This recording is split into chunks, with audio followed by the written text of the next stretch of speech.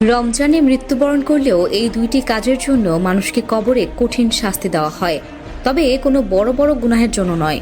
এই তুচ্ছ দুইটি কাজের জন্যই মূলত রমজানের সময়ও কবরে আজাবের ব্যবস্থা করা হয়।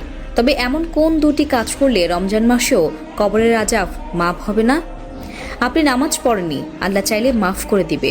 আপনি হয়তো রোজা রাখতে পারেননি, আল্লাহ চাইলে ক্ষমা করে দিবে। হজ করতে পারেননি, আল্লাহ চাইলে মাফ করে দিবে। তবে এমন দুটি কাজ আছে যে দুটি কাজের জন্য মূলত কবরে কঠিন শাস্তির আয়োজন করা হয়। কবরে সওয়াল জবাবের পরে সর্বপ্রথম আপনাকে এই দুইটি কাজের জন্য শাস্তি ভোগ করতে হবে। এই দুইটি কাজ কি?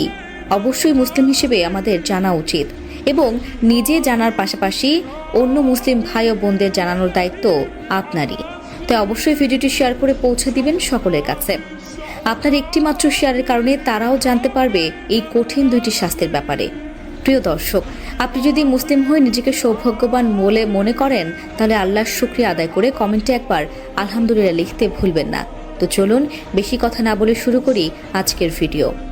হাদিসে রাসূলুল্লাহ সাল্লাল্লাহু আলাইহি ওয়াসাল্লাম আরো বলেন, যে দুইটি কারণে তাদের কবরের আযাব দেওয়া হবে তা থেকে মুক্ত থাকা তাদের জন্য কঠিন কিছুই ছিল না। অন্যদিকে এই দুইটি কাজ মুসলমানদের জন্য অত্যন্ত গুরুত্বপূর্ণ বিষয় এবং এই দুইটি বিষয় জানার পরেও অমান্য করা মানে সরাসরি আল্লাহর সাথে নাফরমানি করা। তাই প্রত্যেক মুসলিম নরনারীর জন্য এই বিষয়টি খুবই হালকা নজরে দেখার কোনো সুযোগ নেই। বস্তুত পবিত্রতা ইমানের অঙ্গ। মুমিন ব্যক্তিরা সবসময় পবিত্রতা পছন্দ করে। এক্ষেত্রে মুমিন ব্যক্তি সর্বোচ্চ চেষ্টা করে যাতে এই দুটি ভুল তাদের দ্বারা সংঘটিত না হয়। এটা কঠিন কোনো কাজ নয়। পবিত্রতা অর্জনের ক্ষেত্রে উদাসীনতা একদমই অনুচিত।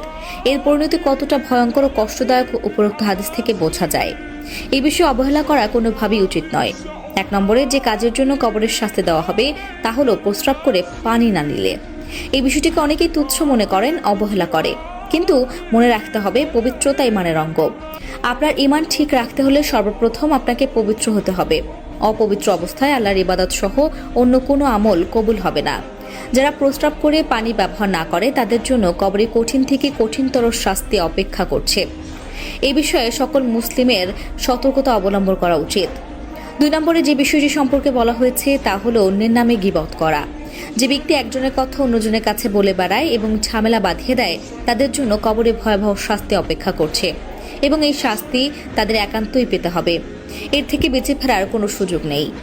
এখনকার দিনে দেখা যায় একজন আরেকজনের কথা অন্য জায়গায় বলে ঝামেলা বাঁধিয়ে দেওয়া, তাদেরকে সম্পর্ক নষ্ট করে দেওয়া খুবই সাধারণ বিষয় হয়ে দাঁড়িয়েছে এবং কুটনামি করে শয়তানকে সাহায্য করার শাস্তি ভোগ করতেই হবে।